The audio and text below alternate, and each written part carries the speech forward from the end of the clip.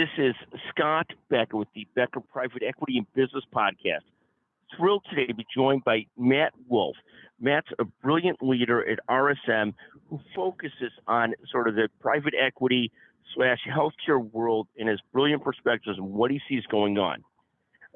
Matt, so many interesting things happening. One of the stories I watched this morning, you may not be able to comment on it because it may be a client of RSM at some point, but KKR had made a massive investment several years ago in the company Envision Healthcare. Envision Healthcare was a star in some areas of physician staffing, piled up $7 billion in debt. EBITDA went down from $1 billion to $250 million a year, now filing bankruptcy. Is this a sign of things to come?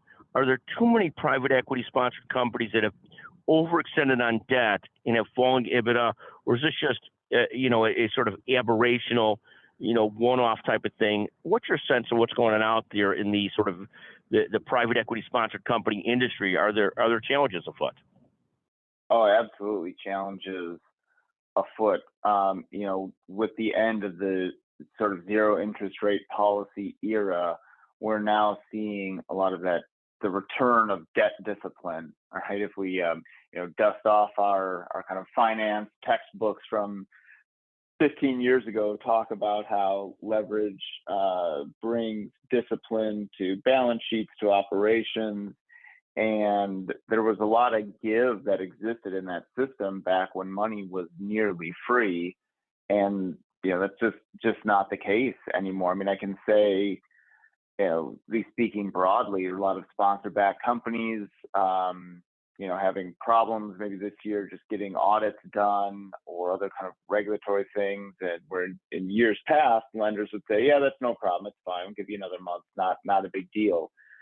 This year, no, it's not happening as regularly, right? There is not as much give from lenders, whether it comes to timely filings of private financial statements or hitting EBITDA leverage thresholds, that the debt discipline has returned, and we will see more private public bankruptcies, restructurings across the ecosystem as the whole market kind of shifts back into this more normal environment of paying 10% on subordinated private debt, for example.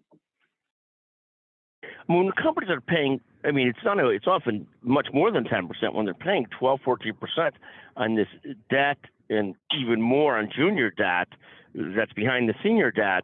Well, it's a prescription when these companies were banking on 5, 6, 7% debt. Now it's 12, 14%. If they weren't careful on their balance sheet, those start to have real impacts on cash flow. There's not many companies that it doesn't if you've extended yourself with a lot of debt.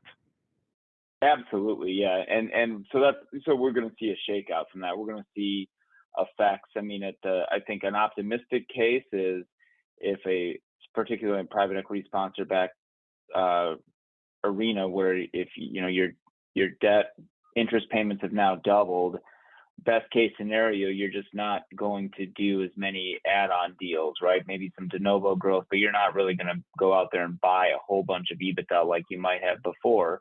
Worst case scenario, there's going to be a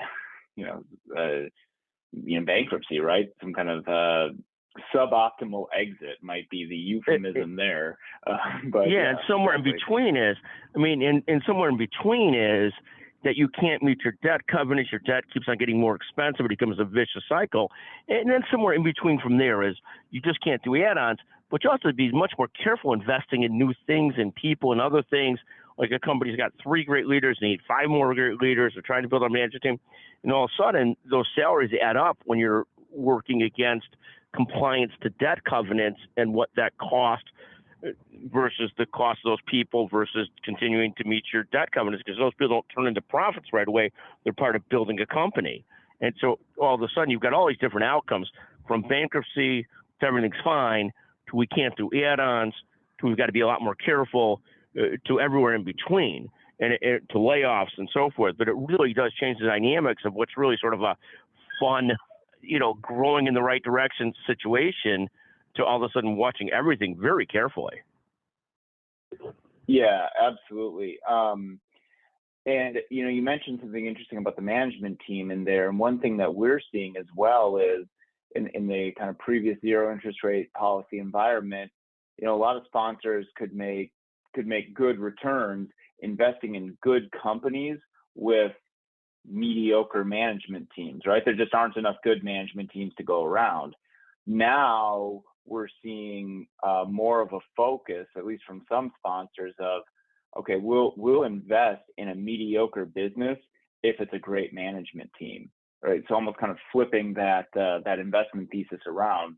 We invest in great management teams almost regardless of the business. If it's an okay business but a great management team, that's now more appealing to some sponsors, some investors, than if it's a great business with a mediocre management team. And that is such an interesting point.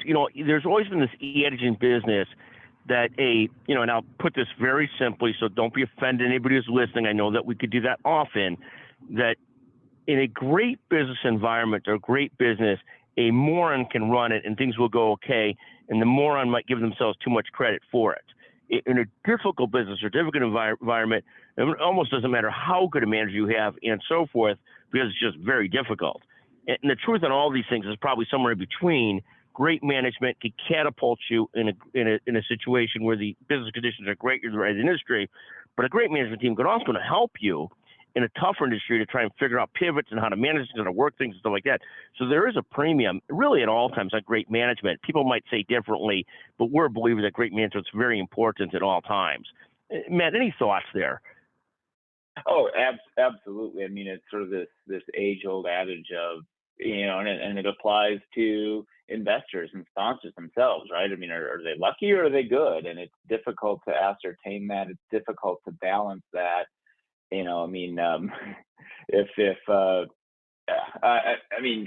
Would you buy a quick service restaurant if Satya Nadella was the CEO? Probably, even if you didn't like the business, right? I mean, but to your point, the reality is that it's somewhere in between, right? Of how do you balance that? I mean, I would say something that's always been true around management teams, whether interest rates were at 0, 5, 10%, is that as you're looking forward at a growth prospect, a growth thesis for an investment, the quality and capabilities of that management team will at some point become a bottleneck to growth.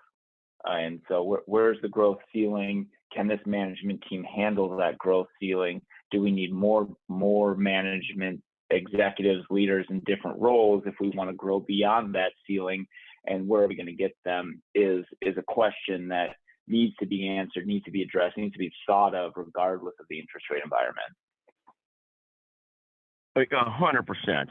Matt, as always, want to thank you for joining us on the Becker Private Equity Business Podcast.